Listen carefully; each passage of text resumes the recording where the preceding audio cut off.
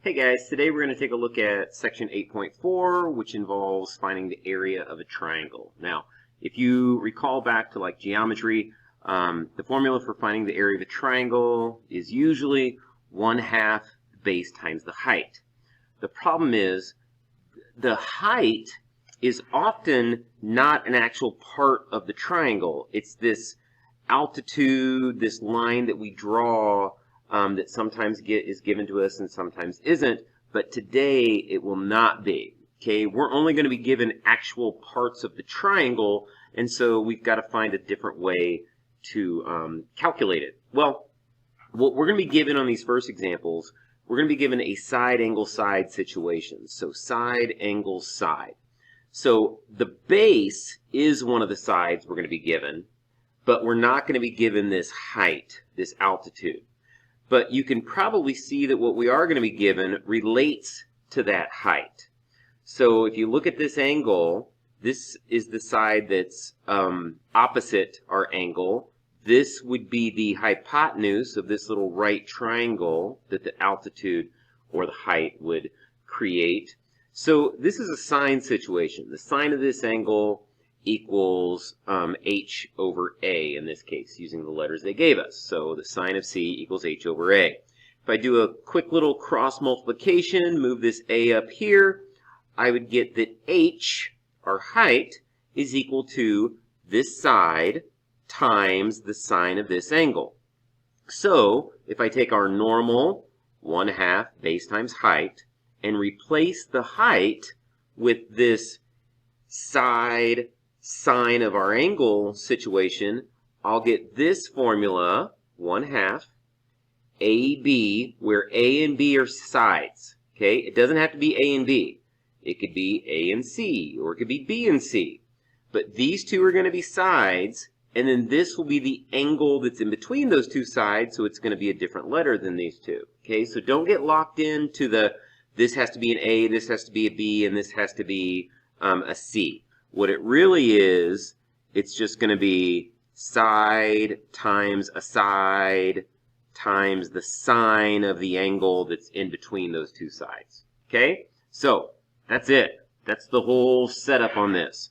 If I want to find the area of this side angle side situation, it's just going to be 1/2 6 times 4 times the sine of 60. You're going to put that into your calculator. 0.5 times 6 times 4 times the sine of 60. You are going to get 10.39. So area is 10.39. There's no units. This is just a triangle, so you don't have to worry about, is it inches squared, is it feet squared? It's just, we're just going to say it's 10.39 for this. That's it. Okay? So find the area of the second triangle that I gave you. Alright, so again, don't get locked into what's my A and what's my B that's in the formula. It's just, these are my two sides, so it's 1/2, 8 times 5, times the sine of the angle they gave us. Put that in your calculator and you should have got 12.86-ish. Okay, that's it. So that is a side angle. That's how to find the area of a side angle side triangle. If you turn to the back page, we could also be given a side-side-side triangle. So we're going to be given just the sides, no angles. This one's a little different. This is what the formula looks like. There's a lot going on here. Area equals, it's the square root, and then I'm going to have to explain what all of this means. So first off, the A and the B and the C, those are going to be the sides of our triangle. But this S that you see in the formula is something we're going to have to find. Okay?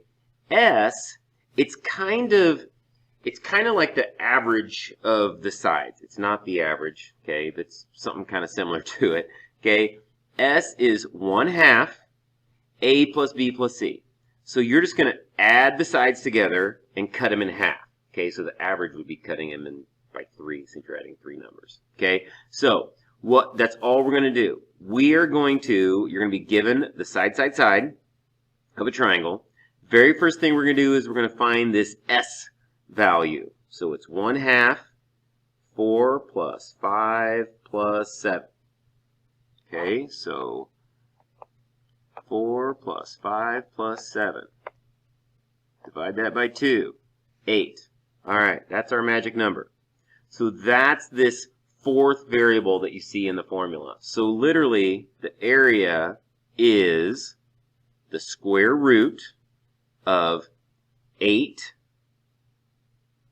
and then it's s minus a, so it's 8 minus 4, which I'm going to go ahead and write that. But later for calculations, I wouldn't. I would just write that as 4. Just do the 8 minus 4 in your head and write a 4 right there. But I'm going to go ahead and write 8 minus 5, and I'm going to write 8 minus 7, because that's what it says in the formula.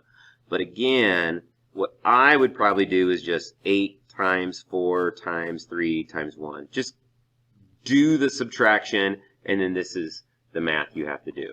Okay, so in your calculator, square root, notice there's some parentheses right there. So it's the square root of 8 times 4 times 3 times 1. I don't need to write times 1. And it's 9.797. So that's the 7 would round the 9 up, which would carry over to the 7. So the area would be 9.80. That's how we would write that. That's it.